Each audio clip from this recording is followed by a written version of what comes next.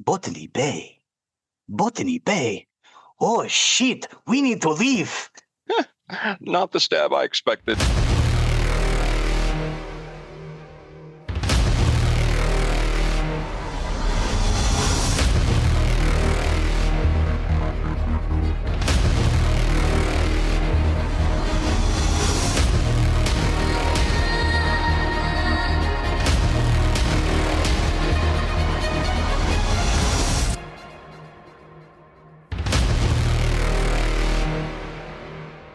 Welcome to episode 253 of Nerdery Murdery. Big 253. I'm Zig with your nerdery. And I'm Jeff here with your Murdery. Welcome to another week of the highs and lows, the ups and downs, the good and the bad, the nerd and the murd. I had a couple of, or just a few funny things. Well, things to share this morning. I'm sorry. For those for our listeners right now, we currently, as of today, when we record, have expanded our creative juices, if you will, a little bit. I put together a soundtrack from the show, and it's a little compilation of the end music we've been using for the show. It has our theme song plus some of the end music, and then an original track that, when this episode releases, will have already been out. But for those back in the past, that the last track on the album doesn't hit till episode 250. But anyway, it's Nerdery Murdery, the soundtrack volume 1. And then I just finished Signals and Shadows, which was is a prog rock concept or experiment. Basically taking a journey through the show with prog rock instrumentals. I think it's really cool. I like it. 14 songs on those. Both of those are free. They're out there on anywhere you can find music, Spotify, Apple Music, Amazon Music, all that. They're out there everywhere. It's completely free. So go and enjoy those. I had a lot of fun creating those, and hopefully you like those as well. I'll be doing a soundtrack volume 2 with some of our other end music songs before long. We got a review, and I'm not laughing at the person that gave the review. I'm chuckling because I appreciate the comment, but I'm going to tell you we ain't going to change. This is how we are. Those of you who are regular listeners, I haven't even seen it. I'm getting there. Those of you who listen to our show on a regular basis know this about us. This comment directly reflects how this show was born. It directly reflects. So the review was, where's the topic? 15 minutes in and the subject of the episode hasn't even been mentioned yet. We got a 1 star on that one. So okay, that's fair. I thought it's fair. It's how we are. We do a lot of talking, a lot of crosstalk before we even get into the episode. That's just us. So I'm sorry that person didn't like that. I appreciate the comment. But it is what it is. This is who we are. We will always be this way. I don't think we will ever change. But we have this. We do, but the window of opportunity for those of you not watching a video. But yeah, we will. The vast majority of our listeners, they like the cross banter before the beginning of the show. I like it. I like opening up. I don't personally like getting in and just digging right in. That's kind of boring to me. So I wanted to share that review. I saw it this morning and I was like, all right. The last thing I had, I was doing an experiment. We've done experiments with AI before. We had an episode about AI, and we talked about the experiment where I mentioned a battery and went downstairs and checked my Alexa, and sure enough, there was an ad for a battery sitting there. But I was talking about AI with our friend Chuck, who we've mentioned in many episodes, and we were sitting around talking. And I said, as an example, I said, yeah, hey, watch this. And I opened up ChatGPT on my phone, and I said, hey, what can you tell me about Chuck? And the answer was you're going to have to be a little more specific than that. Are we talking about Chuck Norris? Are we talking about Chuck blah, blah? And went through all these different Chucks. And I responded with, no, the Chuck from our show. And ChatGPT said, oh, Sleepy Chuck.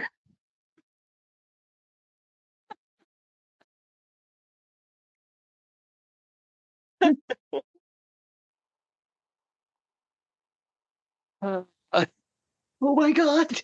What did he say? Chuck? Yeah. Oh, he just laughed. It was funny. I mean, it went into a whole thing. It went into a whole thing about Chuck. I've got that handy here. I could find that real quick. Who's Chuck? I'll tell you some of the funny things it said. It's Sleepy Chuck. Oh, I'm sorry. It said, yes, Chuck, the legendary sleepy listener. He said, it says, from what you've mentioned before in context of your podcast, Chuck isn't a public figure or character. He's essentially a running inside joke with your audience. The gag usually works like this: who Chuck is in the show lore. The listener of the podcast frequently referenced when something is slow, calm, or likely to put someone to sleep, used as a humorous benchmark for energy levels and segments or music. How the joke typically lands is something like that would put listeners to sleep, like Chuck. So, yes, it was very funny. And then I told ChatGPT, I was sitting there with Chuck, and it says, "Oh, got it. Well then, hello, Chuck. I've heard about you. You're the official Nerdery Murdery sleep benchmark. If a segment drags, if the music is too soft, if Jeffrey Frog Rock goes into a little too atmospheric, the assumption is Chuck is already asleep." Oh my God. It was great. It was great. Chuck's already asleep. So no, that was just so funny. I love stuff like that. I love technology. Technology is great. So anyway, that's what I had for this episode. I don't think we've hit our 15 minutes before the topic yet. Zig. Yeah. I am now in the fifth, or just finished the fifth draft of my fantasy novel, Fire Sign, an Elvish War novel. I think it's almost there. I want a couple of beta readers to take a look at it first. And I'm also working on the monster manual for Ominous. Ominous, the role-playing game, which we actually made. Which is also in beta test right now, too. Yes, it is in beta test. I think one group has started.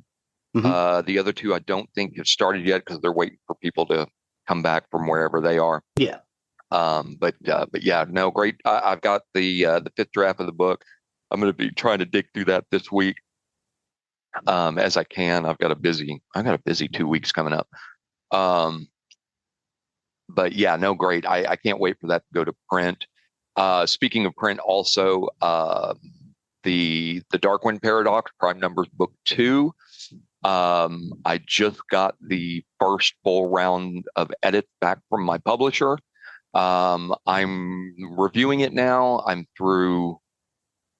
think I'm through page 115 of the review. So hopefully I'm going to be able to finish that review this week. That's why I may be delayed a little bit. I really need to get that done because I wanted to have it out by now in where we are in time. But we're not going to make it. So I need to finish that, get it back to the publisher. It's my favorite one because it has my name in it a lot. I'm sure it does have your name in it a lot. Well, and it's following a pattern. Zig actually came up with this pattern, and it's actually going to fit the progression of the storyline perfectly. The first book is really centered around Primus, hence prime numbers. The second book is very, very much centered around Darkwind. The rest of the books, because I planned 6 total, will each have a central focus around one of the team: Whisper, Simon, Athena. The last book, and Athena is a big character in the books because eventually everything will culminate towards that. And so the last book will probably almost be mostly directed towards the Athena character. But yeah, that's going to be the theme as it goes through as I finish, because I have the entire story arc in my head where it's going to go. It's the filler in between. I got to get everything together on. But anyway, so by the time this episode's out, the Darkwing Paradox will probably be out. Nice. I hope. I've said that before in episodes, and then it wasn't. But I do expect this. This is running a little bit more smoothly this time, which is common for authors. I've heard this all over the place, that the first book is messy. It's messy. It's difficult to get out. Everything past that gets progressively easier. So, and also I do have a subscriber list you can find on the Prime Numbers Facebook page, Instagram, and TikTok. If you want free short stories about the world of Ominous, they're there.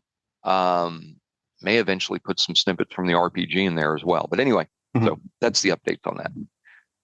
Enough about me, because it's always about me. You're up, Big. Take it over on the nerdery side of the house. Thank you, sir. Today we're going to talk about Star Trek: The Wrath of Khan. Sweet. I'm going to say something real fucking controversial. This is probably the best science fiction film of the 1980s.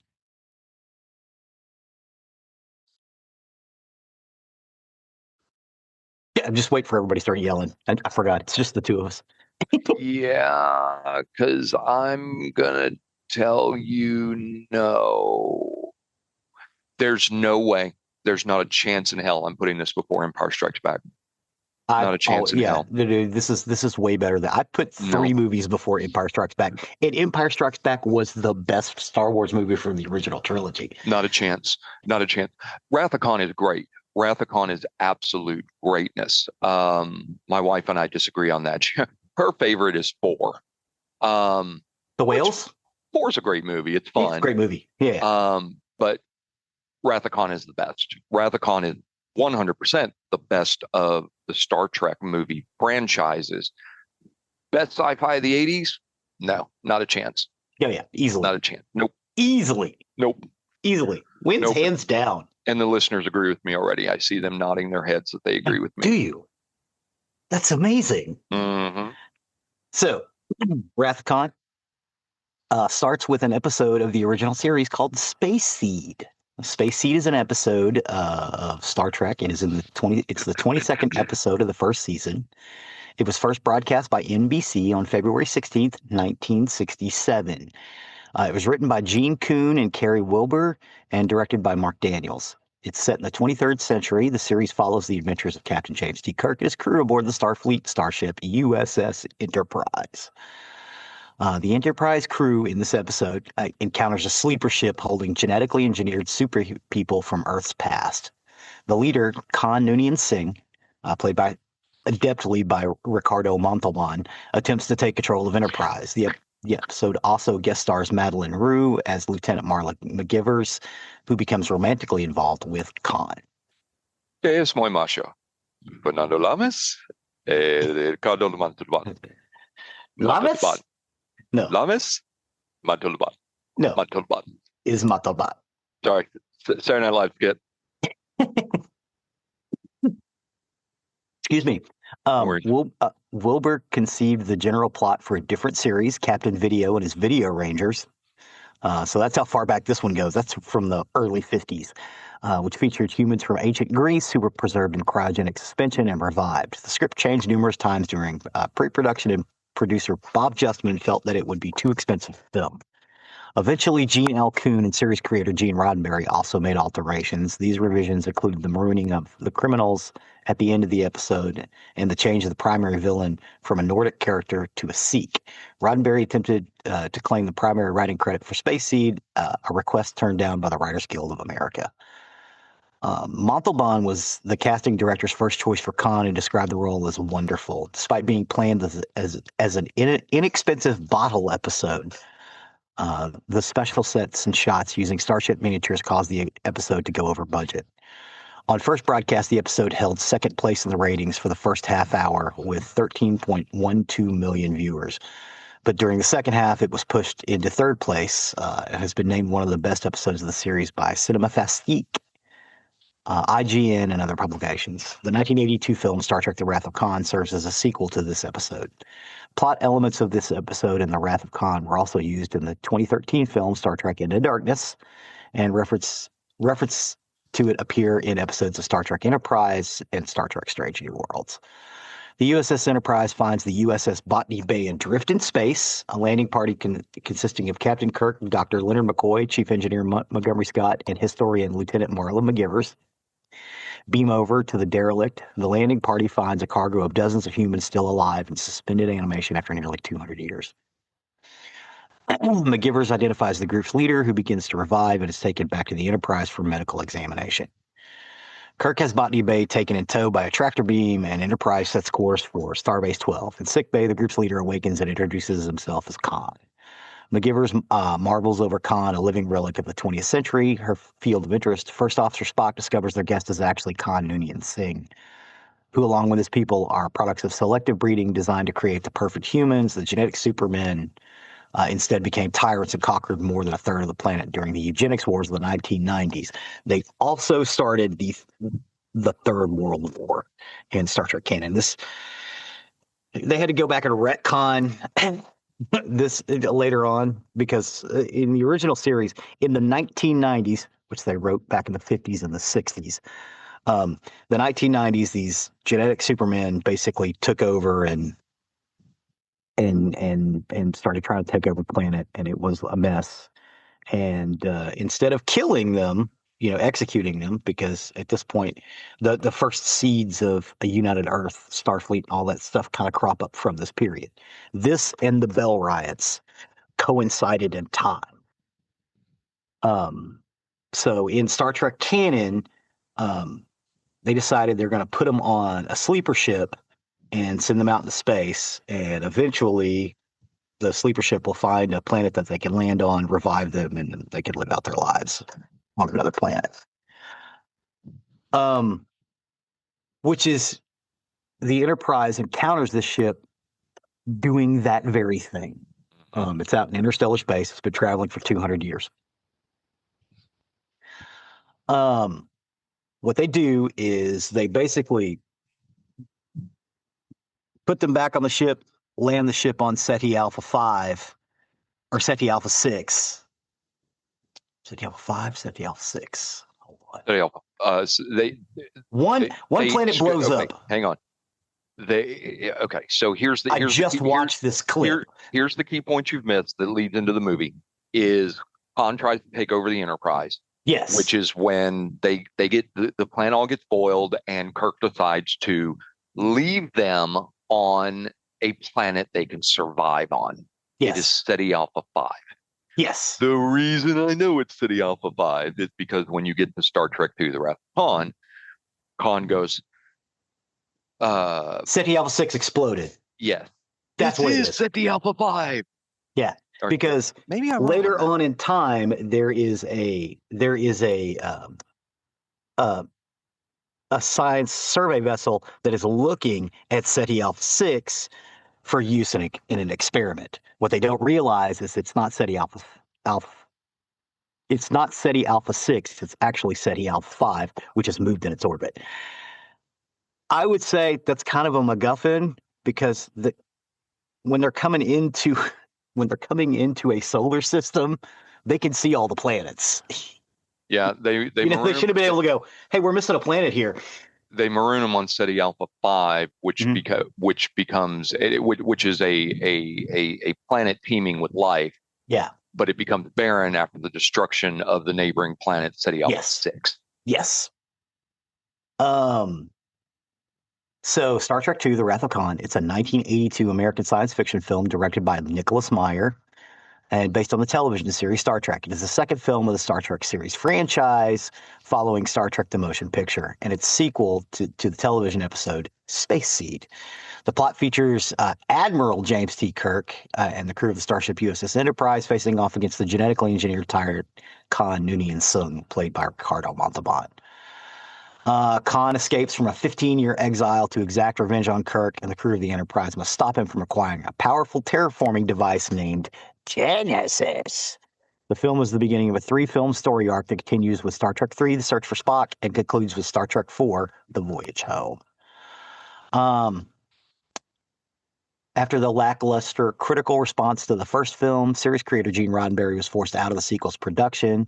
Executive producer Harv Bennett wrote the film's original outline, which Jack B. Sowards developed into a full script. Director Nicholas Myers completed its final script in 12 days without accepting a writing credit. Myers' approach evoked the swashbuckling atmosphere of the original series, referring to the film as Horatio Hornblower in space. A theme reinforced by James Horner's musical score. Leonard Nimoy had not intended to have a role in the sequel, but was enticed back by the promise of his character would be given a dramatic death scene. Negative test audiences reacting to Spock's deaths led to significant revisions of the ending over Myers' objections. The production team used various cost-cutting techniques to keep within budget, including using miniature models from past projects and reusing sets, effects, footage, and costumes from the first film. The film was the first feature film to contain a sequence created entirely with computer graphics. So the computer graphics scene is the scene where they show how the Genesis device works. Right. So let me pause you there. For those of you that are listening to this show, if you're listening to this show with the idea that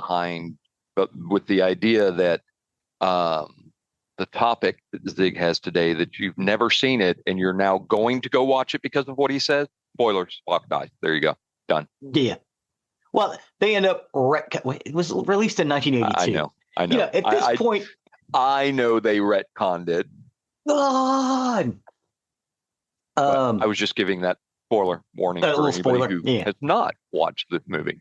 So yeah, what they did was when they made the first film, they had all these really expensive effects shots, and the film didn't do really well. It did okay. It did enough for them to get a sequel, but they didn't get nearly as big of a budget. But they had all of these effect shots in the can, so they were able to reuse them. They did change the costumes to be more of a naval theme. Plus, they didn't look as 1970s in space, which is the original film looks like a disco in space. Mm-hmm. That's not what they were going for. So I don't know if I'm spoiling what's in your notes, but I'm going to ask.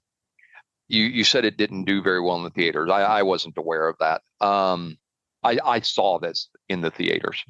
No, this film did. It did better than the first one. Oh, okay. I misheard you, because that actually leads me to my point.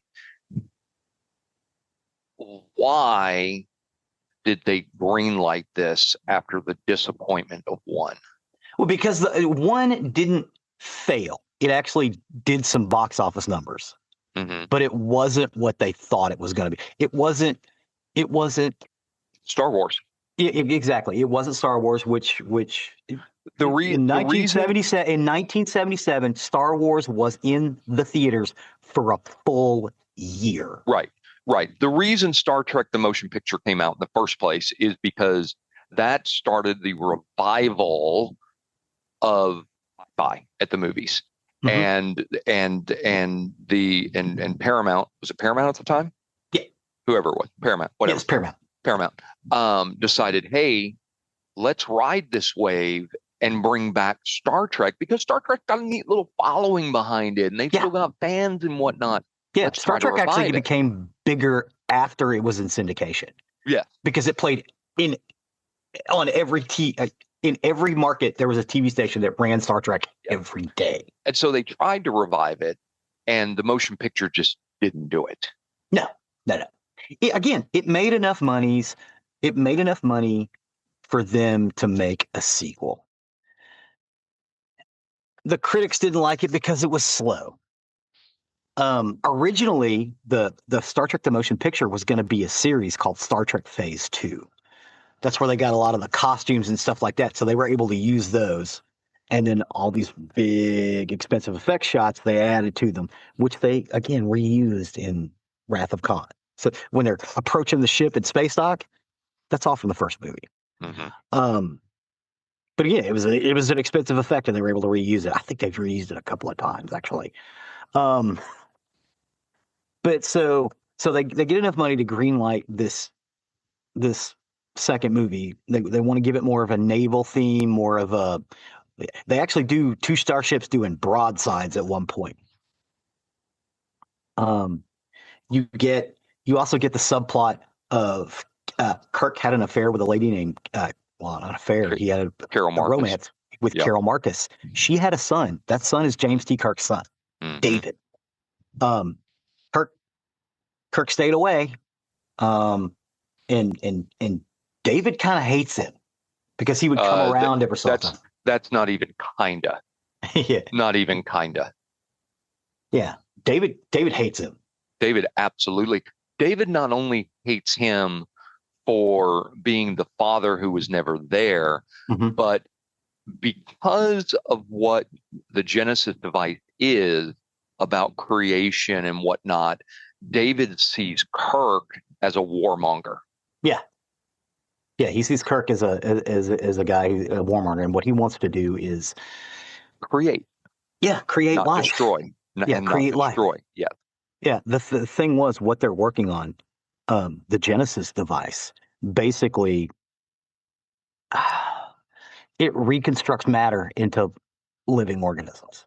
It's like a transporter, but instead of transporting a piece of rock, you take a piece of rock, you run it through the transporter, and the rock's covered in moss and life and whatever. That's basically what the Genesis device does. Well, right. It's a it's a single planet, complete terraformer. Yeah. To make a single planet into an Earth-like state. Yeah. But what you find out later on in the films is David took a shortcut using proto-matter, which he was not supposed to do. You don't find that out until after this film.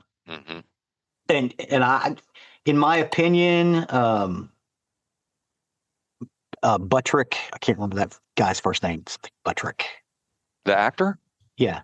He was the guy from Square Pegs. Yeah. His last name is Buttrick, but I can't remember his first name. I have it in my notes here somewhere. I can find it for you. Yeah. Anyway, I think he knew that. He knew that David played shit close to his chest. I really, really like the way he threaded the needle with that, because you don't find that out until the next film that he kind of fucked shit up. Merritt R. Buttrick. Yeah, Merritt Buttrick. So, Kirk knows what the Genesis device is because he's an admiral. Nobody else does, right? So they're testing this Genesis device out. They're looking for a planet to test it on. That's when they run across Spock's people. Chekhov is with the USS Reliant, which is the ship that's assigned to the Marcuses to do planetary surveys so they can do this thing. What they're doing is they're sending a crew out to double check to make sure there's no life on the planet. And so one of the planets they want to use is Ceti Alpha 6. This always confuses me. What they don't realize is it's not actually Ceti Alpha 6, it's Ceti Alpha 5, moved in orbit. Anyway, so they get there and they land and they discover the crew of the Botany Bay. Khan then, because again, they're all Supermen, Khan then grabs Chekhov and his current captain, and he puts there's one living thing that survived. City eel. Yeah, it is it looks like a doodle bug. You know, the things that make the little hole in the sand. It's very evocative of that. It carries its babies on its back. They pull the babies off and they drop them into their helmets and put their helmets on, and these things go up into their ear. This is what freaked everybody out about this film, the Chekhov's ear. Because what happens, and Khan gives if you look at our YouTube playlist, you get to see the whole scene where Khan explains what these things do. What they do is they wrap around your cerebral cortex through your ear, and they make you very receptive to suggestion. And eventually these things... In this scene, too, Ricardo Montalban in this scene is brilliantly scary. My God.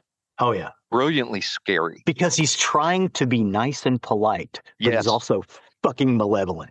Yes. He's so good in this. He is menacing in the most polite way possible. Oh, yeah. Yeah, which makes it even scarier. And by the way, right at the beginning, so Chekhov's wearing basically a spacesuit. It's got a handle on the front so you can take the chest piece and put it on over yourself, right? Khan grabs a hold of the handle and just picks him up. So he sets that he is super strong in the first 30 seconds of their meeting. And one little point as well, a little point of trivia, because this was debated for years, and it was finally let out. Ricardo Montalban in this is not wearing prosthetics. He got jacked for this role. Well, also he had to maintain a lot of upper body strength, because in the 1950s, maybe in the 60s, he did a film where he got thrown off a horse and it fucked up his back. Speaking of thrown off a horse, by the way, did you know, number one, that William Shatner is 94 years old? Yes. He was thrown from a horse and broke his shoulder. Yeah, recently. And he's fully recovered. Yeah. 94. Yeah. This is Montalban and Kirk are they bond over horsing. He's a Kirk, or you mean Shatner and Montalban? Shatner and Montalban bonded over horsing. I'm with you. Horse guys. But Shatner is he's been involved with cutting horses since the 80s. And if you guys don't know what cutting horses is, it's a competition on basically using a horse to cut or direct other animals, i.e. cattle, into a herd. Right. And he's been doing it competitively since the 80s. He's a big proponent of it. And he's a hell of a horseman. But yeah, Montalban got thrown off, and his back got fucked up. So since it was the 50s and the 60s, they couldn't do anything about it other than, like, if you don't want to hurt the rest of your life or take pills that knock you out for the rest of your life, you're going to have to do a whole lot of upper body strength training. So that's what he did his whole life. And yeah, a lot of people think it's a chest piece. No, that's Ricardo Montalban's fucking abs, because he has to, or had to. But yeah, he was in pain for most of his life after that incident. I can't remember exactly what it did, but it fucked up his back. I mean, like, it was this close to paralyzing him. He got thrown bad. But yeah, so he picks Chekhov up and establishes that. And he takes his mask off and he reveals himself as Khan. Well, everybody who had been familiar with the original series knew exactly who he was. But they kind of give it away. And again, I've got the scene in our YouTube playlist. It's about 10 minutes. You get to see the scene with the eel and the meeting Khan and as a matter of fact, I was watching it before we started recording. It's really good quality. This is one of those films that makes the touring circuit. Fathom Entertainment, this is one of the films that they have the rights to show. So this will show up in your community in the theater once every few months. If you get a chance, go see it on the big screen. Because the naval battles themselves, almost like submarine warfare, where they're the two ships, the Reliant, which Khan has taken over, and the Enterprise, are basically hunting each other in the Matara Nebula. It is amazing and wonderful and fabulous. Khan eventually takes over the Reliant ship and basically hunts Kirk. Now, the smart play would have been for Khan and his people to get on board the Reliant and go find a place to live other than Ceti Alpha 5. That's not what Khan does. Khan hunts down Kirk like he's Moby Dick, like he's Captain Ahab hunting down Moby Dick. And it has that kind of feel to it, to the point of basically destroying his entire, I say crew, but they're his people. You know, instead of leading his people away and into paradise, he leads them into a war that he cannot win. No, they're not his people. They are his family. Yeah. To Khan, they are his family. Yeah, because they were what was left over from the eugenics wars, and then they got marooned on this planet, including the scientist from the original episode. And then most of them died when the planet shifted. So this is what's left. And they've spent the last 15 years in this desert looking for food, water, shelter, whatever. it's rough. And you get in this film, even though this film's only like an hour and a half, you get all of this backstory, and it's not just someone standing telling you it. It's going on while these space battles are going on, while you see how the Genesis effect works. One of the things they do is they show the Genesis effect, which is where you get that computer generated ad, where they basically take a bird's eye view of a camera that goes over this planet that's been hit by this Genesis device, and it turns from a rocky moon into a planet with oceans and forests and everything else. They eventually, at the very end, launch the Genesis device at a planet in the Mutar Nebula, and it terraforms it. The Enterprise gets fucked up pretty early on because they don't raise their shields because the Reliant is another Federation ship. This is the great scene where Savik's like, Captain, should I tell you about Order 12, Regulation 12, that we should raise our shields when we don't get confirmation? And they're like, Savik, don't. And the Reliant shoots at him, and Kirk gets up and is like, Savik, you keep quoting those regulations. I should have listened to you in the first place. Savik is a Vulcan, a full Vulcan, who was in Starfleet. She was actually taking the Kobayashi Maru test at the opening scene of the film. The Kobayashi Maru is a test that they run for people who are going into command in Starfleet to see how they handle a no-win situation. This is where you get the story that Kirk cheated on the Kobayashi Maru test, so he's never actually faced a no-win situation.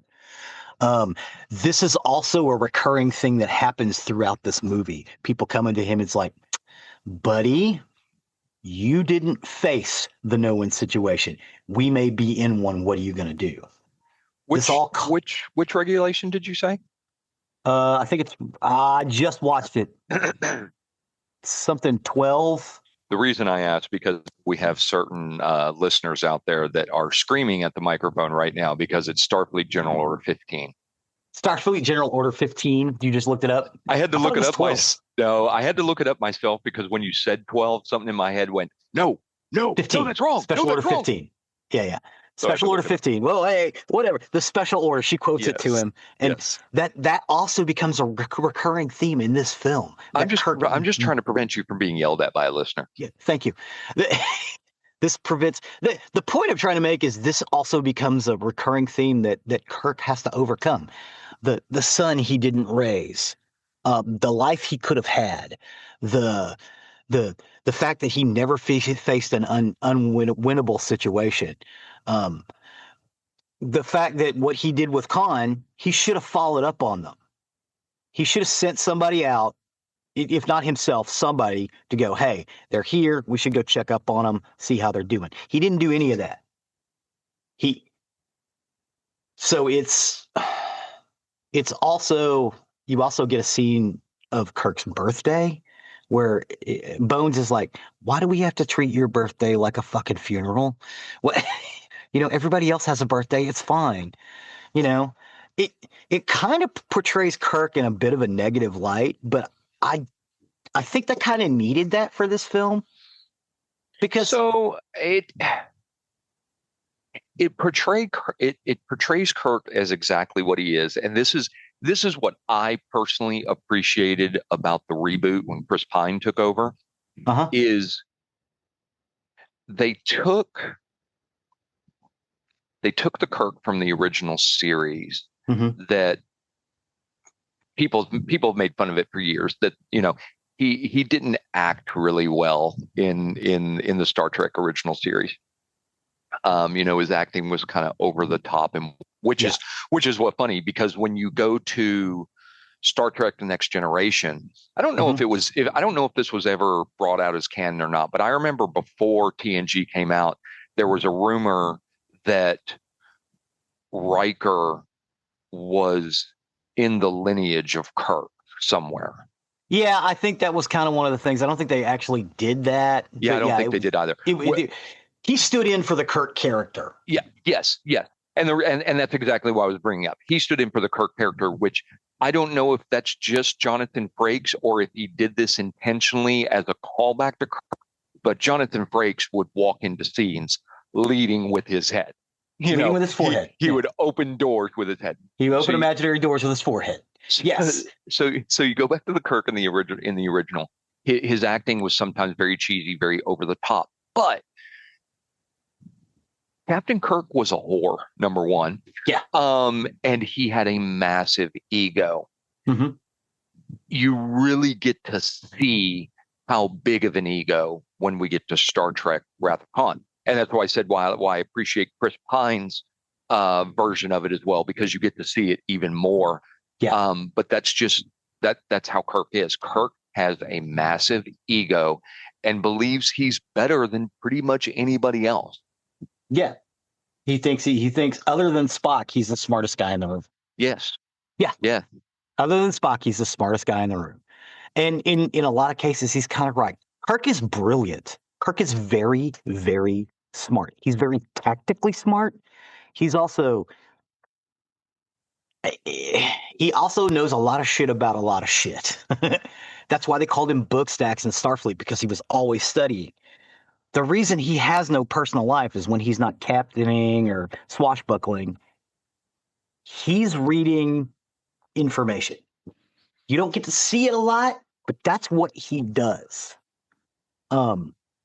Which is that's why he has no personal life. And he except for all the women he's betting. Yeah, but that's an ends to a means. So he brings this up in Wrath of Khan that Keith and I have very much taken to heart for years, is when playing a game, it's not knowing the rules, it's knowing why the rules work. Mm-hmm. And Kirk says this in Wrath of Khan.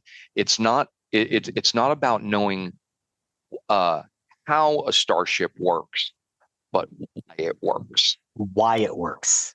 Yes. Why it works. Yeah. And to his credit, William Shatner kind of played that up. And I think he was better. I think he was better in this film than he was in any of the others. He was a lot less boisterous. I guess, is that a word? Or does that fit this what I'm trying to say? He was, I don't want to say he was muted, because he was still Shatner. But in this case, Kirk wasn't a superhero in this. Kirk was a man who was trying really hard to do the right thing. Kirk was a man who was deeply flawed in this. Yes. Yes. Deeply flawed. Number one, he had no idea how to face death, which was the whole point of the Kobayashi Maru. Mm-hmm. So he would sometimes act in ways not really truly thinking of what the final outcome could be, because he never had to face it. Yeah, he always assumed there's a way to win. And he says this line perfectly in Wrath of Khan when somebody, I think it may have been, was it Savick or was it Sulu or somebody? I don't remember who said it, but they said, "Sir, you did it." And he said, "I did nothing. I simply got caught with my pants down." Yeah, that's when he looks at Savick and says, "Lieutenant Savick, you keep quoting those rules," because he learned a very valuable lesson. Savick knew what the fuck she was talking about. Yeah. So in the production, we'll get back to this a little bit, because this is an interesting side note. Roddenberry was removed from the production and, according to William Shatner, kicked upstairs to the ceremonial position of executive consultant. Harve Bennett, a new Paramount Television producer, was made producer for the next Star Trek film. According to Bennett, he was called in front of a group, including Jeffrey Katzenberg and Michael Eisner, and asked if he thought he could make a better film than the motion picture, which Bennett confessed he found really boring. When Bennett replied in the affirmative, Charles Bluedorn asked, "Can you make it for less than $45 million?" Bennett replied, "Where I come from, I can make 5 movies for that." So it was so it was Bennett's like, well, we already got all these shots. We can use that. Yeah, we're going to need some new costuming. But like those new costumes for Wrath of Khan, the undershirts that they were wearing were all the ones from the original, the first film. You just can't see them because they got jackets over them. And it was just like, we need a real villain. And he was like, well, we'll use the Space Seed character. And Ricardo Montalban, even though he was doing Fantasy Island at the time, which was a huge hit, you know, he was like, yeah, I'd love to do this. This sounds like fun. Although in the filming, he was kind of daunted at first because, you know, these people all had worked together for a long time. He was just like a day player originally. But like his birthday happened and like he showed up, you know, from hair and makeup and costume and walked in and they had it was like a little robot toy, like a little remote control toy with a blow up. It's got like a little blow up punching doll on it. And do you remember those? Mm-hmm. Yeah. They showed up with one of those with his face on it so he could punch it. And after that, he was, you know, part of the group. And they gave a birthday cake and everybody had cake and, you know, they got to doing the scenes of, you know, he tasks me. Ricardo Montalban. So Shatner is playing a more subdued, older Kirk, right? But he's still Shatner, right? Right. He's still got some of that Shatner in him. Ricardo Montalban goes in and is just trying to go up over him just a hair, just not much. Just a hair. And the way those two played off each other, never in person, right? It's all through view screens because, again, they're two ships looking for each other in a nebula. And you get 3D combat, which Star Trek rarely ever does. Matter of fact, the next time that we're really going to get good 3D combat, I think, is in... 6. What is the name of 6? Help me. It's The Undiscovered Country. No. It's a next gen movie. Oh, but it's a next gen movie where basically they not only destroy the ship, but then the Enterprise comes up through the explosion, and it's beautiful. It's beautiful. It's one of the TNG movies. Yeah, I think. I don't know. Heath would know, and he's yelling at the podcast right now. He's yelling at the podcast. Love you, Probably. Keith. He'd know. Well, either way. Oh, is it with the Enterprise with a third nacelle? It's from the last TNG episode. Maybe. Is it from that one? Maybe. Yeah, all good things. All good things. Yeah, could be. Where the Enterprise with that third nacelle on the back just comes up, goes through the explosion. I know it was TNG. That's all I know. Yeah. That's all I remember. So, yeah. So they had less money, but they were able to make this film. And this film went like gangbusters. It did not play as long as Star Wars: The Empire Strikes Back. It wasn't in the theaters for a year, but it was in the theaters for a good 3-4 months. It did really, really well, which allowed them to greenlight a third picture. But because Spock dying at the end, because what he does is he runs into like an engine compartment that's flooded with radiation, closes the door and fixes it, and basically dies next to Kirk. They retconned it because it tested really poorly with people. And they went to Leonard Nimoy and said, okay, here's the deal. You can direct the next film, but you have to come back as Spock. So that's what he did. Although in the third film, he's not really in it very much. For the next film, they agreed to let him direct that as well, but he had to come back as Spock. So 3 and 4, which all take place. Wrath of Khan, The Search for Spock, and The Voyage Home. All three of these films take place within about a year of each other, because they're on Vulcan for a while. After 3, they decided to go back to Earth. But yeah, these 3 films basically all take place in a very, very short order. The next film, 5, takes place years later, as does 6. But yeah, all 3 of these films take place in a very, very quick sequence. It was almost like they were episodes, and they really got the production wing up and running because of this film.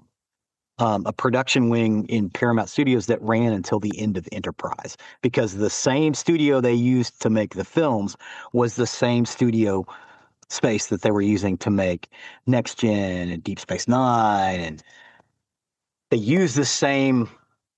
I can't remember the studio, but it was like a whole studio area. They like had it for Star Trek, and then they used it for years and years and years. And they had all the costuming was there, all the models were there, they did the special effects there. It was basically in-house on the Paramount lot. It was one of those big, giant Kwanzaa hut-looking studios. Because in most cases, when you go into a studio, it's Studio 23B, which means you're in a section of that building. Star Trek had the whole fucking thing. But that didn't start until Wrath of Khan. And then from Wrath of Khan on, that's where they were until 2000 and... When did Enterprise end? 2005? 2006, something like that? Yeah, something like that. That's probably about right. Yeah. So from because they filmed it throughout 1981. It was released in 1982. So from 1981 to 2005, that was where Star Trek was made. And it's because of this film. And its popularity and how well it did compared to the budget that it had, because he did go over budget. He couldn't make it for, he couldn't make it for $5 million, but he definitely made it for a lot less than, what was the quote? Can you make it less than $45 fucking million? Yes, sir. Yes, sir, I can.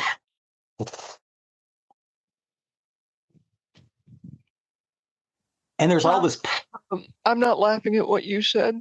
What's that? Okay. Here we go. So, again, I love AI. I love toying around with AI. So, as you were talking, I put into ChatGPT, help settle a nerdery murdery debate Zig and I are having. What are the top 3 sci-fi movies of the 1980s? Not just money, but best, if you know what I mean. Mm-hmm. The response, great debate topic for Nerdery Murdery. The 1980s were arguably the best decade for sci-fi cinema. So I can agree with that. So picking only 3 is brutal. If we're judging best by a mix of cultural impact, filmmaking quality, storytelling, and lasting influence, not just box office, these 3 almost always rise to the top. Here we go. Empire Strikes Back. Blade Runner. Terminator. AI is fucking stupid. Hold, please. If Zig pushes back, these are the movies people usually argue could also be in the top tier. Alien, Back to the Future, The Thing, RoboCop, and E.T. And it gave breakdowns why. And it said why it's not the best sci-fi movie of the 80s compared to the true giants of the decade. It simply doesn't have the same cultural cinematic impact. Look at what it's competing with: Empire, Blade Runner, Terminator, Aliens, Back to the Future. Each of those changed the genre or industry. And then it went on to a few other things. The thing that made me laugh is the final verdict was Wrath of Khan might be the best Star Trek movie, but it's not the best science fiction movie of the 80s that gave us the Empire, Blade Runner, Terminator, and Alien. That's like arguing the best basketball player of the 90s was someone not named Jordan. Spud Webb. No. Yeah, Spud Webb. No. Spud Webb's only like 5'5". I know, but he can fly. You're going to lose that one. You're going to lose that one big time. Well, anyway, I just found that hysterical. Someone not named Jordan. All right. And see, and I agree with that. I agree with that because I agree. Empire, Blade Runner, Terminator. I would agree with those the top three of the 80s. I would. Yeah. I absolutely would. Star Trek II: The Wrath of Khan is my favorite Star Trek movie. I think it's a great science fiction movie, and I think it's brilliant. Number one of the 80s, not a chance. Yeah, no, it's definitely number one of the 80s. Star Wars, it was a good film, but it's still Star Wars. The dialogue's still terrible. No. Terminator, yes, the dialogue Empire changed that because you got to remember. The dialogue is still not good. Lucas didn't write dialogue for that one. I realize that, but the dialogue it's still derivative of the dialogue he did. The dialogue is not nearly as good as the dialogue in this film. Secondly, the Terminator, like everything James Cameron ever did, is derivative of other work. In some cases, outright stealing. And then you got, I will give you Alien. Aliens. Yeah. Okay. Again, in my opinion, Alien and Aliens are the same story. They are, but I will give the nod to Aliens because it was better cinematography, and granted, the special effects had increased a few years. So it had benefit. But I think Aliens is the better movie than Alien. I actually watched Alien not too very long ago. And I didn't change. Alien is very claustrophobic. I think that's why I like that film. Oh yeah, better than Aliens. Well, an Alien is more horror than sci-fi, whereas Aliens is more sci-fi than horror, even though they both have much. That's why I give them. Back to the Future. I mean, it's a good time travel flick, but it's a family film. Mm-hmm. That doesn't make it not a good sci-fi movie. Yeah, I know, but I don't ever really see it as a sci-fi movie. It's a family film. It's a popcorn movie. I would say, honestly, Black Hole was released in '79, so you can't really count that as an 1980s film. Correct. Tron never gets enough love. People are talking about that. Neither does Space Hunter: Adventure to the Forbidden Zone, or God, this is just off the top of my head. We have covered Space Hunter on our show, by the way. Yeah. We've never covered Tron. We probably need to do an episode because we have three now. We have Tron Legacy, and Tron Ares. We'd probably do a Tron episode. I haven't watched Ares yet. What's that other one? The Last Starfighter. We've covered The Last Starfighter. We have covered The Last Starfighter. That was a great science fiction movie. But I think this is one, honestly, I really, really, really want to hear from the fans on, because I want to hear that I'm right and you're not. But I want to hear from the fans on this. Please do send us something on this and let us know what you think the best sci-fi movie of the 80s are. I'm curious if anybody doesn't say Empire Strikes Back besides you. Yeah. Again, it is the best Star Wars film. Well, no, Rogue One is the best Star Wars film. But from the original trilogy, it was the best because George Lucas didn't write as much dialogue in it, and George Lucas's dialogue is terrible. We all agree. Well, he's not a good dialogue writer. Number one, he didn't. That's not his strength. No, number one, he didn't write as much dialogue. He also wasn't the lead in this one. He was the creative consultant behind everything, and the vision of Kasdan was the lead on that. Lawrence Kasdan. Yes. Yeah, who is really great at writing dialogue, even though his dialogue. Hello, Silverado. Yeah, Silverado. But he also did The Big Chill. It's considered a classic. Yeah. I don't like it. I don't like The Big Chill. The Big Chill to me is just baby boomer masturbation. It is. Yeah. No, it's absolutely correct. But it's George Lucas is an incredible world builder. I would never take that away from him at all. And I honestly like some of his. Well, I say some of it. He only made one film that was uber sci-fi, and that was THX 1138. Yeah, which is incredible. If you've never seen it, watch it. It is dark. It has a Logan's Run feel to it, but way more intense. It's like you took Logan's Run and crossed it with A Clockwork Orange. You just melded those two things, and it's and he filmed it in the BART system, the Bay Area Rapid Transit system, before it went online. So he's in all these abandoned tunnels that are gleaming and white because they're brand new. They haven't used them yet. Just amazing. But never got any play. Although THX 1138 comes up a lot in his pictures after that. But I liked American Graffiti too. Honestly, I think the best dialogue he ever wrote was for American Graffiti. But yeah, I'm sorry. We're on a what is the best science fiction? The 1980s were great for sci-fi movies. Not for sci-fi television, because if you got sci-fi television, it didn't last very long, except toward the end. We got like Star Trek: The Next Generation, like 87. But like we would get a sci-fi show on television in the 80s, and then it would quickly go away. So it was kind of sad. But as far as films goes, one summer you'd get 3 or 4 really good ones, and then the next summer you get 3 or 4 more really good ones. And some of them were more family oriented, some of them were more horror oriented. Horror also kind of took off in the 80s as well.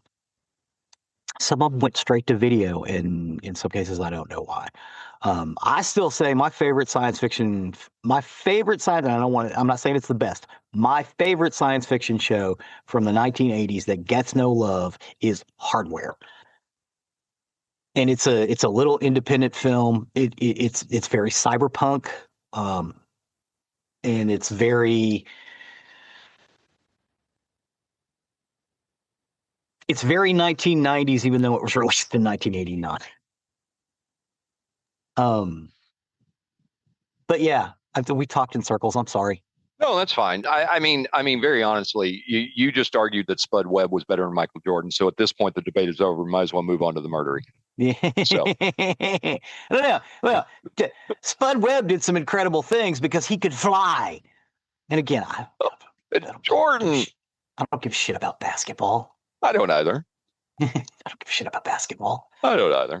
I honestly, I'm not a big fan of sports at all. Unless I'm at the event, I don't understand why people like it.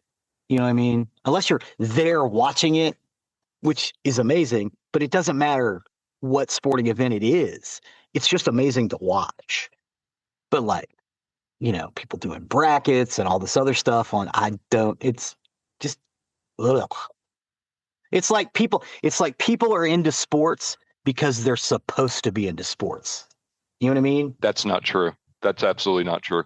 Mike Shanks will debate that with you all day long. We like football because we like football, not just because we're supposed to. I like football. I like watching football. I like watching baseball. I like watching my Texas Rangers. Again, I'm not skirting going to like a live athletic competition is amazing to see. No, I can watch it on TV, and I'm perfectly happy watching it on TV. It's like people watching golf on TV. It's like, really? Watch the paint dry. I watch golf on TV. I like watching golf. If you're into golf, watching golf on TV is a lot of fun because it's very interesting watching these pros do things you just can't do. And that's kind of part of it with sports. It's really cool watching these athletes that can do things you can't do. And strategy that can become involved in it. There's strategy in golf too. With where you put the ball, how you approach everything like that.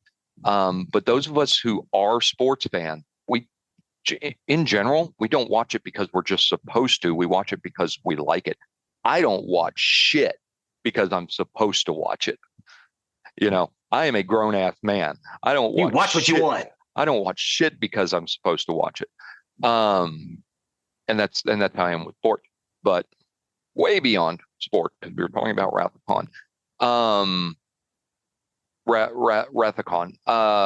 Wrath of Khan is a great movie. It really, really is. I love Wrath of Khan. It's somewhere within the last 3 years, I think, I went from start to finish on all the Star Trek movies from OG all the way through. And Khan and Wrath of Khan is undoubtedly the best. Star Trek Beyond Darkness, is that Star Trek 2? Beyond Darkness? Yes. That's a good one. It really is. There are purists that hate it because of what they did with Khan. They changed him up a little bit. I just think it was somebody else that kind of retold a cool concept, which is why I like it. But Wrath of Khan is a very good movie. It's a very good movie, regardless of whether you're on Zig's side or my side on what the best sci-fi movie of the 80s is. Star Trek II is a very good science fiction movie and well worth a watch. I would recommend seeing it on the big screen if you get a chance. Absolutely. They do that from time to time too. Yeah. Every couple of months that Fathom Entertainment will run it, and everybody's got like one of those little theaters in their little area. It's one of those. They'll do a bunch of Studio Ghibli films. They'll do some Broadway stuff that they filmed, and then they'll do like Wrath of Khan or Return of the Jedi or something like that. Wrath of the Khan, when it shows up, go check it out. Yeah, because it's a very good movie. It is 100% well worth a watch. And then, I mean, if you're going to continue on this path and you're going to watch the movie, if you've never watched the movies and you're going to watch them as we're talking about here, understand when we get to 3, which I'm not going to spoil it. I'll wait till our conversation on 3. But 3, Star Trek 3, I'm not even going to give the name. Star Trek 3 was a, yeah, it was a retcon. We got to make up for 2 in order to get further. In order to keep going, and the reason they had to do that was Zig said at the very beginning. Wrath of Khan was a massive success in the theaters, huge, and the way it ended, they had to do a lot of retconning, and let's be honest, going and begging someone, please come back. They let him direct. Yes, they let him direct the next 2. And so the next one isn't near the great giant sci-fi that Wrath of Khan is, but it was a needed transition in order for them to carry into the future. I'll say that about that. This is that about that. Yeah. Cool. Anything else? Yeah, that's why it is a great ending. Yes. It is a really, really great ending. Beautiful one. So that's our stuff about that. Go watch that. It's a good one. I love going down these chronological paths as we have. We've done it with Doctor Who. We've done it with Star Wars. We've done it with Star Trek. Oh, we just started Planet of the Apes recently. Planet of the Apes. Those 2. That's another one. I love these chronology ones where you've got a series of movies, and so far great. So appreciate that, Zig. Thank you. Oh, let's see. Where are you? I guess with that, we will step over to the murdery side of the house. Murder. For today, I got my information off the FBI website, the New Georgia Encyclopedia, biography.com, history.com, the Atlanta Journal-Constitution, the Georgia Bureau of Investigation, Smithsonian Magazine, PBS, New York Times, and CNN. And this is the story of Wayne Williams. Wayne Williams. This is Wayne Williams. No, you're fine. This is another one in our long journey that I started, the A to Z Walk Across America's Serial Killers. I'm doing this one state at a time, one case at a time. As I've said before, I'm not trying to sensationalize violence at all. I'm not trying to glorify the killers, but just to give how these stories unfold and how the patterns begin, how warnings appear. And really, as we've seen several times, how often those warnings are missed until it's far too late. And every stop along the way has really shown us kind of different. We were in Alaska, where isolation created the perfect environment for violence to hide. In Alabama, it was ideology twisted belief that turned into something far darker. Arizona reminded us how time and silence can bury justice for decades. Arkansas showed how hesitation can keep patterns from being recognized. California had us confront what happens when victims on the margins are ignored. Colorado revealed the dangers of documented threats that still fail to stop a killer. From there, we moved east. We went to Delaware, which we actually skipped because we did it in an earlier episode. Not because there wasn't a story there, but because we already covered the state's only true serial killer way back in episode 101. Had to backtrack again. We went to Connecticut. That brought us Michael Ross. That was a case that forced the state to confront capital punishment, the legacy of serial violence. And then in Florida, we had Gary Ray Bowles, who showed us the terrifying mobility of a killer moving from state to state, leaving bodies behind him. So that brings us to today's stop, Georgia. This is a case it's really kind of almost unlike anything we've covered before, because this is not just the story of a serial killer. This is the story of a city in fear. There were children that were disappearing. There was a community that was demanding answers. And there was a man whose name is still tied to one of the most controversial investigations in American criminal history. So today we're in Georgia talking about Wayne Williams. Atlanta today is, some people often say it's describe it as the capital of the modern South. It's a big holy city. Crap! This is the guy from Mindhunters. Yeah. Okay. Yeah. All right. It's often described as the capital city of the modern South, which is very true. It's a booming city. It's a cultural hub, and it's a place that proudly calls it the city too busy to hate. It is a busy city. But in the late 1970s, Atlanta was going through a very complicated moment in history. The city had become a symbol of Black political power in the South. It had elected Black leadership. It had a thriving Black middle-class neighborhood. And it had really positioned itself as a model of racial progress compared to other Southern cities. Compared to other cities in America in general. Oh, yeah. Yeah. Yeah. And the problem was, beneath that image of progress, Atlanta was still struggling with many of the same problems that were facing cities across America: economic inequality, neighborhood segregation, and growing tension between communities and law enforcement. So by 1979, those tensions would be pushed to the breaking point, because that was the year children started disappearing. At first, there wasn't a pattern anybody was going to see. There was one child gone here, another week later, another somewhere else, and it was in different neighborhoods, different circumstances. But there was something investigators slowly began to realize. The victims were almost all Black children and teenagers, and many of them came from Atlanta's poorest neighborhoods. What that meant was, early on, some of these disappearances didn't get the attention they deserved, or not the immediate attention anyway. Families reported the missing children and police opened investigations.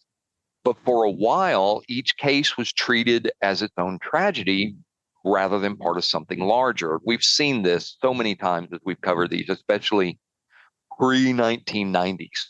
You saw this where law enforcement just wasn't talking to each other. Then the bodies started appearing. There were some found in wooded areas, some near abandoned buildings, some near rivers or creeks. And this is really when a very terrifying question began to form: was someone hunting Atlanta's children? And kids, if you've never been to Atlanta, it is very forested just outside the city. Even today, it was more so in the 70s. But yeah, if you've never been to Atlanta, there's a lot of woods out there. Oh, yeah. Yeah.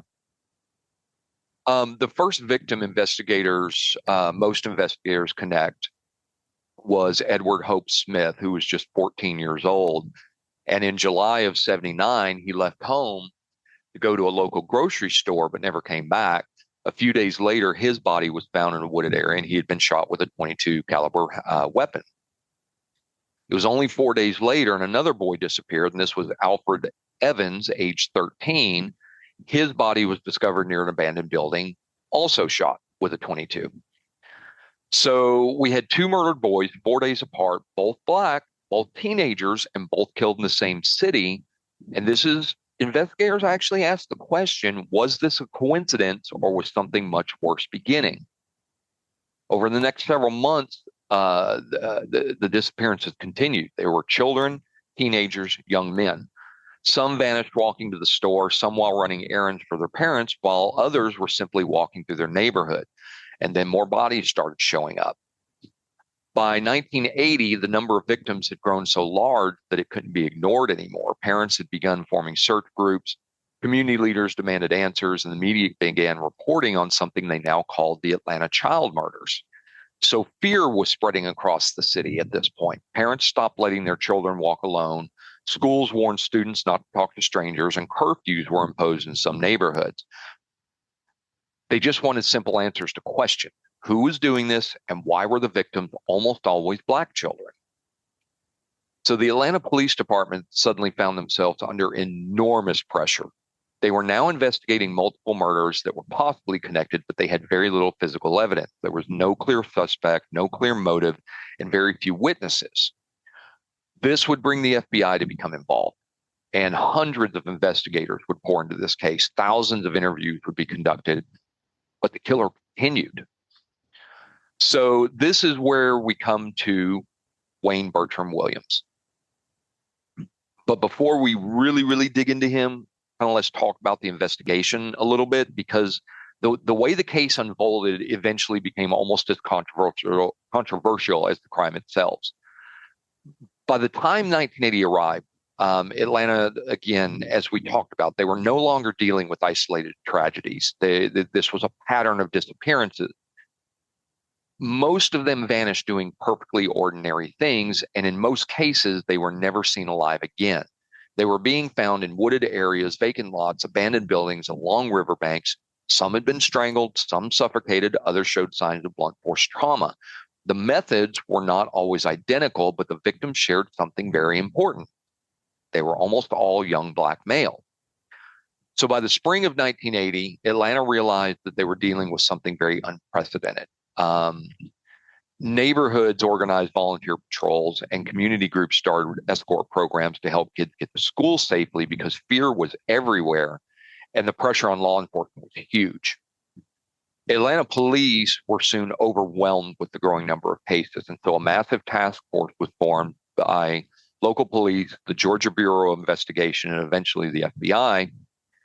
And at its peak, they had a ton of investigators working full-time on the case. There were some witnesses who reported suspicious cars, but others described strangers offering children money for small jobs. There were rumors of trafficking rings. There was rumors of cult activity. There was rumors of multiple killers. But the problem was nothing led to a clear suspect, and the bodies kept appearing. By early 1981, investigators believed that as many as 24 victims might be connected. And whoever was responsible was still out there. But what investigators began noticing about where many of the victims were found is that several of the bodies had been discovered in rivers or creeks, most notably the Chattahoochee River. So this raised a very important possibility. What if the killer was dumping bodies from bridges? So they decided to do something new. They set up stakeouts on bridges throughout Atlanta. They quietly monitored traffic during the late night and early morning hours, with one simple hope in mind. If the killer was disposing of bodies in a river, maybe they could catch him in the act. For weeks, nothing happened. But then in the early morning hours of May 22nd, 1981, something unusual occurred. At 2:50 a.m., officers that were stationed near the James Jackson Parkway Bridge heard something, and it was a loud splash coming from the river below. Officers were there on seconds to investigate. And when they approached, they saw a car slowly driving away from the area, which was a white 1970 Chevrolet station wagon. Police pulled the vehicle over, and behind the wheel was 23-year-old Wayne Williams. Williams told officers he'd been on his way to meet a woman for a late-night audition. He said he was a music promoter and a talent scout. And according to Williams, he was trying to discover new singers, but the explanation immediately raised questions, which is the obvious one. What singer schedules an audition at 3 a.m? Williams insisted the meeting had been arranged earlier, but he couldn't produce the woman's phone number, and so the story felt strange. But at that moment, officers had no evidence linking him to any crime, so they questioned him briefly. They let him go, but they did write down his name, and they remembered the car. 3 days after the traffic stop, investigators would make another discovery, and that was the body of Nathaniel Cater, who was a 27-year-old man floating in the Chattahoochee River, same bridge where Wayne Williams had been stopped. Cater had been asphyxiated, and now this traffic stop seemed very important. So investigators went back to their notes to see the man they stopped, station wagon, the odd story. And they decided they needed to look more closely at Wayne Williams, because investigators now had to ask a very chilling question: had they just pulled over the killer? So after the body was pulled from the Chattahoochee River, investigators returned to Wayne Williams, and he presented himself as someone trying to help the investigation. He spoke to the police. He talked about his work in music. He described himself as a talent scout who helped young performers break in the industry. But as investigators looked into his story, very little of it seemed to add up. He claimed he was constantly meeting aspiring singers and performers, yet many of the people he named either didn't exist or had never actually worked with him. His supposed music business appeared to be more aspiration than reality. But investigators weren't just interested in his story, they were interested in evidence. So they began a deeper investigation into William's home and his car, and that's when things got interesting. Forensics investigators began looking at fibers that were found on several of the victims. There were tiny threads that came from clothing, carpentry, and upholstery. Fiber is normally not enough to convict someone, but it can point towards someone. In this case, investigators believe the fibers were pointing to Williams. Some of the fibers found on the victims matched green carpet fibers and bedspread fibers and fibers from a car interior. When investigators had searched Wayne Williams' home, they found carpet inside of his house that contained the fibers consistent with what was found on several victims. The bedspread in his house produced fibers that seemed to match the evidence on victims. And inside his station wagon, investigators found fibers similar to those recovered on multiple bodies. Again, any of those on its own matches might not have meant much. Wow. But taken together, prosecutors thought they were seeing a pattern. The victims all connected to the same fibers connected to Wayne Williams' home and his car. That wasn't the only other forensics clue. Wayne Williams' family owned a dog. It was a German Shepherd named Sheba, and investigators found dog hairs on at least one of the victims. Those hairs were examined and compared. And at the time, forensic scientists believed those hairs were consistent with ones coming from Sheba. Today, hair comparison is not always as definitive as investigators once believed. We've talked about this in previous episodes. But in the 1980s, this was the kind of forensic evidence that carried enormous weight. Between the fibers and the dog hair evidence, investigators felt they had something powerful, but there was still a problem. Most of the victims were children, and the evidence tying Wayne Williams directly to those children was far weaker. So prosecutors made a strategic decision. Instead of charging Williams with every murder investigation that they believed he was responsible for, they focused on two adult victims, Nathaniel Carter and Jimmy Ray Payne, who was a 21-year-old man whose body had been discovered earlier. Both of these victims were young black men, and both had been strangled or asphyxiated, and both had fiber evidence linking them to Williams' home and vehicle. So by focusing on those two cases, prosecutors believed they had their strongest evidence. But they also did something else during trial. This was smart. They introduced evidence from many of the child murders, not as formal charges, but as pattern evidence. That's a smart move. Their argument was simple. Wayne Williams might only be on trial for 2 murders, but the evidence suggested a much larger pattern. The trial itself began in 1982 and lasted nearly 2 months. Prosecutors laid out the forensic evidence, the fiber, the dog hairs, the suspicious stop on the bridge. The defense attacked that evidence at every step. They argued the fibers were not unique. They questioned the reliability of hair analysis, and they suggested investigators had become so desperate to solve the murders that they focused on the wrong man. But after weeks of testimony, the case went to jury, and it didn't take long. In February of 82, Wayne Williams was found guilty of the murders of Jimmy Ray Payne and Nathaniel Cater, sentenced to 2 consecutive life sentences. And after that conviction, investigators made a controversial decision. They officially attributed more than 20 additional murders to Wayne Williams, even though he was never tried for them. To this day, the Atlanta child murders remains one of the most debated criminal cases in American history. Some investigators believe the evidence overwhelmingly proved Wayne Williams was responsible for many of the killings, but others argue that the case was far more complicated. Some family of the victims still believe the real killer or killers were never fully identified, and for years there have been renewed calls to re-examine the evidence using modern DNA technology, because really, when you've got a case that involves dozens of victims, unanswered questions kind of linger. And really in Atlanta, those questions have never fully disappeared. Wayne Williams has spent more than 4 decades in prison. He has always maintained the same position, that he is not responsible for the Atlanta child murders.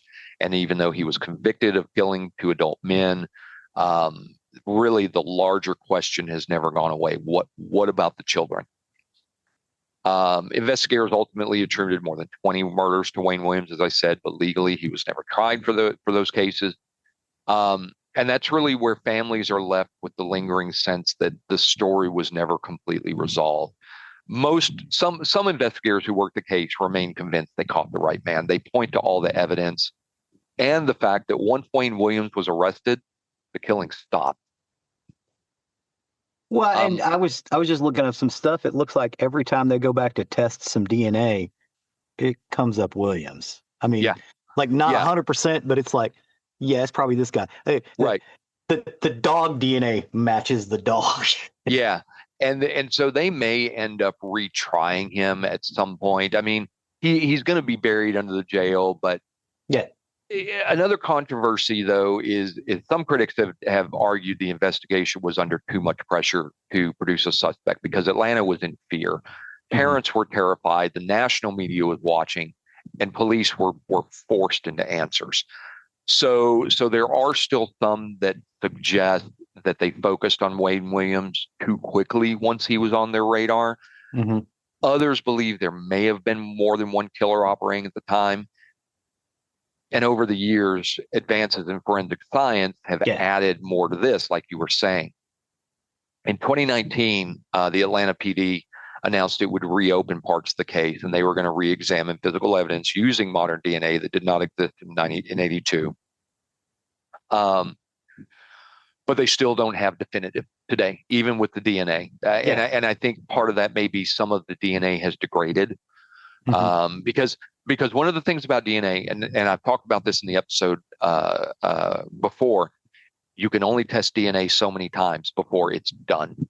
And there was a case we covered that they were literally on their last piece of DNA they could use. It's the last bit they could use. And that's what they use. So you got to be very careful with that. They can't just test and test and test and test and test, because it destroys the DNA in the test.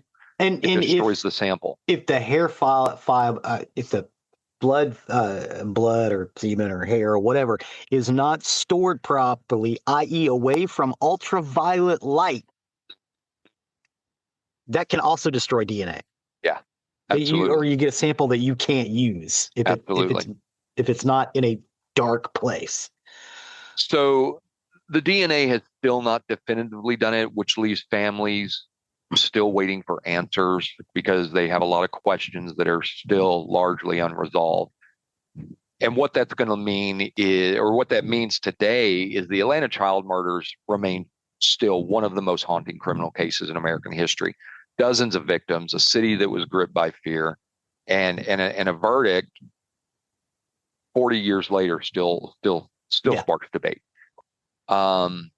So that's the case of Wayne Williams and the Atlanta child murders.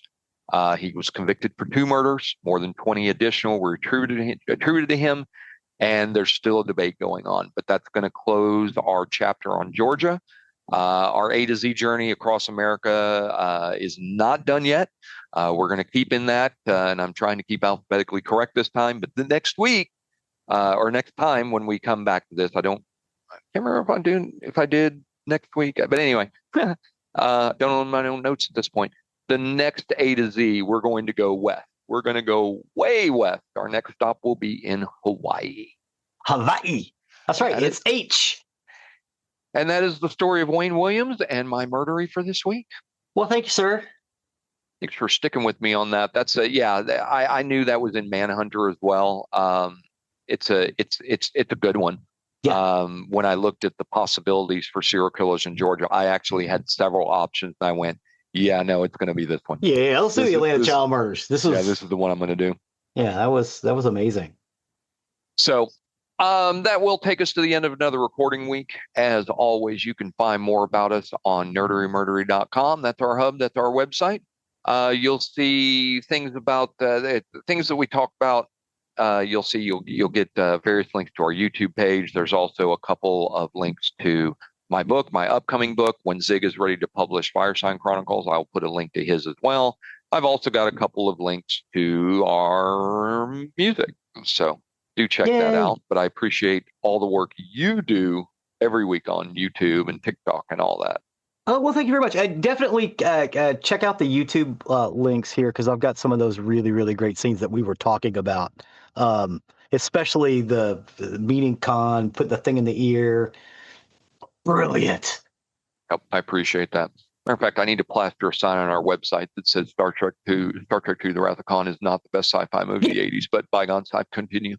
You're insane! You'll also find a link to our merchandise page, or if you wish to show off your Nerdery Murdery fandom, please do consider something from there.